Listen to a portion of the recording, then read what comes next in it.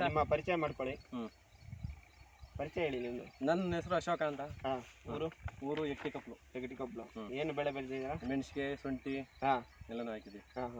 ಆಮೇಲೆ ಇದು ಏನು ಇದು ಹಾಕಿದಿರಾ? ಹೆಂಗಿದೆ ಇದು ಇದೇನೋ ಕೊಟ್ಟಿದ್ರಲ್ಲ ನೋಡಿ ಸಾಯಿಸ್ತಾರ ಅಂತ.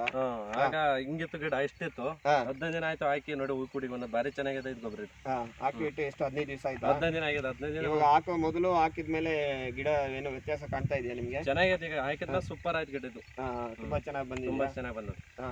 ಎಷ್ಟು ಹಾಕಿಬಿಟ್ಟು ಆಗಸ್ಟ್ 15ಕ್ಕೆ ನಾವು ಸ್ವಾತಂತ್ರ್ಯ ದಿನಾಚರಣೆ ಫ್ರೀ ಆಗಿ ಕೊಟ್ಟಿದ್ವಿ. ಇವತ್ತು ಡೇಟು 31ನೇ ತಾರೀಕಲ್ಲ?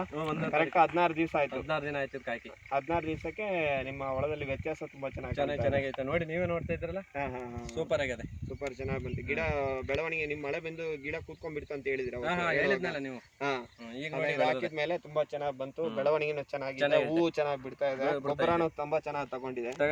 ಒಳ್ಳೆ ಗೊಬ್ಬರ ಆಯ್ತು ಬಿಡಿ. ಒಳ್ಳೆ ಗೊಬ್ಬರ, ಒಳ್ಳೆ ಕೆಲಸ. ಎಲ್ಲ ರೈತರಿಗೆ ಹೇಳಿ, ನಿಮ್ಮ ಸಾಯಿಲ್ ಸ್ಟಾರ್ 3 kg ಹಾಕಿ ಗೊಬ್ಬರ ತುಂಬಾ ಚೆನ್ನಾಗಿದೆ. ಏನೋ ಒಂದು ಎಕರೆಗೆ ಆಯ್ತಾ ಸರ್ ಇದು? ಇದು 1 ಎಕರೆ 3 kg.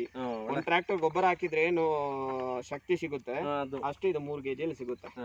ಆಮೇಲೆ ಇದರಲ್ಲಿ 9 ಬಗೆಯನ ಇದು ಇದೆ. Organic carbon, seed extract, azotic acid, amino acid, thymine.